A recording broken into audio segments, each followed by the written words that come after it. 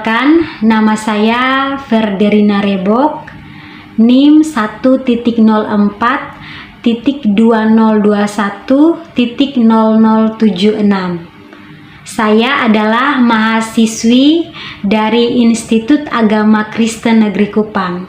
Saya ada di program studi bimbingan dan konseling Kristen semester 1. Lewat video ini saya akan menjelaskan tentang salah satu landasan dalam bimbingan dan konseling, yaitu landasan psikologis.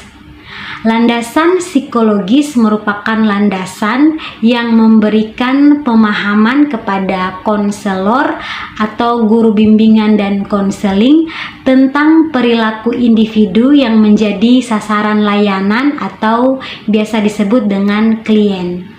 Nah, ada beberapa aspek yang dikaji dalam ilmu psikologi, yaitu yang pertama motif dan motivasi, yang kedua pembawaan dan lingkungan, yang ketiga perkembangan individu, dan yang keempat kepribadian. Yang pertama adalah motif dan motivasi. Motif adalah dorongan yang mendorong individu untuk bertingkah laku tertentu.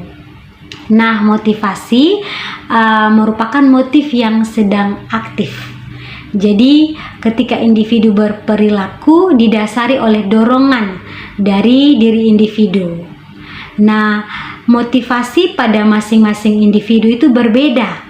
Jadi ada individu dengan motivasi yang tinggi dan ada juga individu dengan motivasi yang rendah. Aspek kedua yang dikaji dalam bimbingan dan konseling yaitu pembawaan dan lingkungan. Nah, pembawaan dan lingkungan merupakan dua faktor yang berkontribusi dalam perkembangan dan kecerdasan individu. Nah, pembawaan itu seperti warna kulit, bentuk dan warna rambut, golongan darah, jenis kelamin, bakat-bakat tertentu, kecerdasan. Itu merupakan contoh dari pembawaan.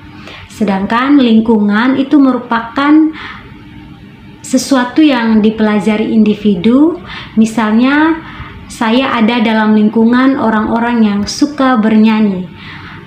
Ketika saya ada di lingkungan tersebut, saya akan terdorong yang awalnya tidak bisa bernyanyi, bisa bernyanyi. Atau saya tidak bisa bermain musik, tetapi saya bergaul dengan orang-orang yang suka bermain gitar, suka bermain piano. Lama-kelamaan saya mulai untuk melibatkan diri dan saya bisa bermain musik.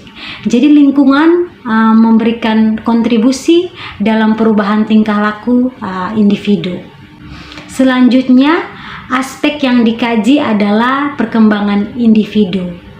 Perkembangan individu itu terjadi ketika individu dilahirkan sampai dengan ia dewasa. Nah, perkembangan pada individu, yaitu yang adalah manusia, merupakan proses yang berkelanjutan dan berkesinambungan.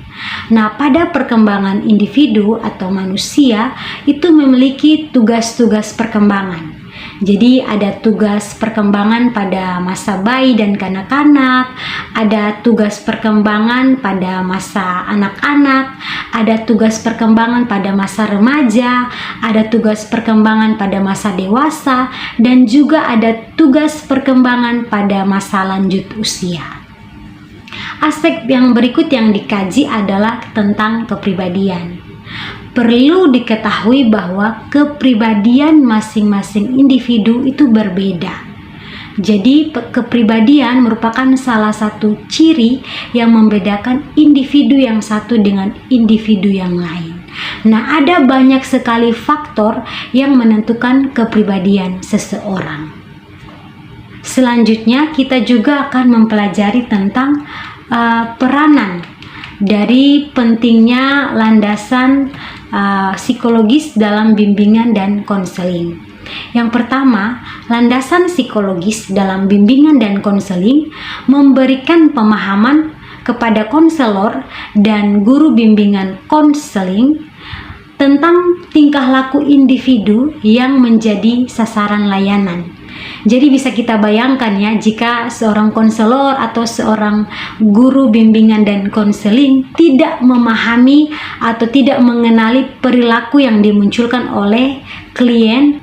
Jadi ini penting sekali sebagai wawasan dan juga sebagai pengetahuan bagi konselor atau guru bimbingan dan konseling dalam memberikan layanan. Yang berikut, pentingnya landasan psikologis dalam bimbingan konseling yang kedua adalah dengan landasan psikologis, konselor dapat memahami sebesar apa potensi yang dimiliki oleh masing-masing individu. Jadi dalam memberikan layanan, konselor atau guru bimbingan dan konseling tentunya akan bertemu dengan individu-individu yang berbeda. Nah, potensi yang dimiliki oleh masing-masing individu juga berbeda. Tetapi landasan psikologis membantu konselor untuk memahami, oh, individu A memiliki potensi misalnya A, B, C dan seterusnya. Individu B memiliki potensi seperti ini. Yang berikut, dengan adanya landasan psikologis dapat membantu konselor dan guru bimbingan dan konseling melihat arah perkembangan individu. Jadi konselor mengetahui arah perkembangan individu bukan pada masa sekarang, tapi juga masa yang akan datang, dan juga dapat melakukan prediksi. Yang berikut, dengan adanya landasan psikologis ini, konselor dan guru bimbingan dan konseling diharapkan dapat memahami kompleksitas kepribadian klien. Jadi bisa dibayangkan ya, konselor dan guru bimbingan konseling itu akan bertemu dengan masing-masing individu dengan ciri-ciri atau karakter atau kepribadian yang berbeda-beda pula, sehingga perlu untuk menguasai dan mengenali kepribadian atau ciri-ciri seperti apa yang ada pada setiap individu. Jadi dengan adanya landasan psikologis dapat memberikan wawasan dan pengetahuan yang luas kepada konselor ataupun guru bimbingan dan konseling tentang tugas-tugas dan hal-hal apa saja yang perlu untuk dilakukan demi berlangsungnya proses bimbingan dan konseling yang kondusif, yang maksimal dan juga yang produktif. Sekian video penjelasan saya tentang landasan psikologis. Terima kasih sudah menyaksikan dan semoga bermanfaat. Sampai jumpa.